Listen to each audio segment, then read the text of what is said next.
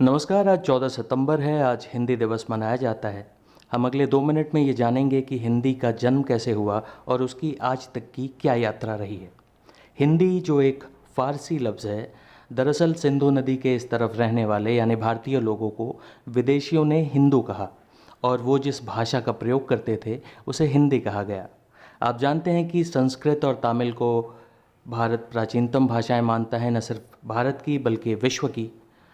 संस्कृत का ही एक बिगड़ा हुआ रूप, आधुनिक रूप और बदला हुआ रूप हिंदी है। ये माना जाता है कि आज से 2500 साल पहले तक यानी कि 1500 ईसा पूर्व से 500 ईसा पूर्व तक संस्कृत का पूरे देश में प्रभाव था। इसके बाद एक और भाषा विकसित हुई, बुद्ध की शिक्षा का प्रसार हुआ और पाली भाषा विकसित हुई जिसका समय माना जाता है 500 ईसा पूर्व से 1 ईस्वी तक।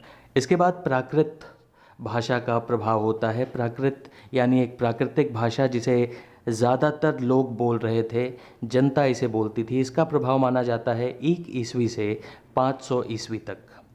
इसके बाद ये भाषा थोड़ी और बिगड़ी और इस बिगड़ी भाषा को अपभ्रंश यानी थोड़ी भ्रष्ट भाषा कहा गया। अपभ्रंश यानी थोड़ी बिगड़ी हुई भाषा कहा गया। अपभ्रंश का काल माना जाता है 500 ईस्वी से 1000 ईस्वी तक। 1000 ईस्वी से कायदे से जो हमारी आधुनिक हिंदी है, माना जाता है कि हिंदी का जन्म हुआ 1000 ईस्वी में।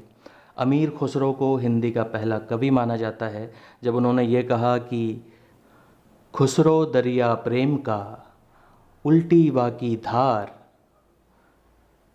जो उतरा सो डूब गया, जो डूबा सो पार। भक्ति आंदोलन के दौरान हिंदी के अलग अलग रूप दिखे, कभी बाबा तुलसीदास की चौपाई में तो कभी कबीर के दोहे में। लेकिन आज जो हम हिंदी बोलते हैं इसे भारतेंदु हरिश्चंद्र ने गढ़ा और फिर कई लोगों ने इसे विस्तार दिया, इसे समृद्ध किया।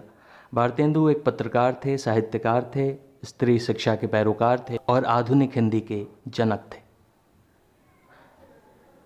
14 सितंबर 1949 को संविधान सभा ने निर्णय लिया कि हिंदी भारत की राजभाषा होगी, इसलिए हर साल 14 सितंबर को हिंदी दिवस मनाया जाता है। आज हिंदी और गैर हिंदी का विवाद हम कई जगहों पर देखते हैं, लेकिन हिंदी को राजभाषा और राष्ट्रभाषा बनाने वाले अधिकांश लोग गैर हिंदी भाषी थे, चाहे वो महात्मा गांधी हों, सी राजगोपालचारी हों, सुभाष चंद्र बोस हों या सरदार वल्लभ भाई पटेल। आप सभी को हिंदी दिवस की शुभकामनाएं।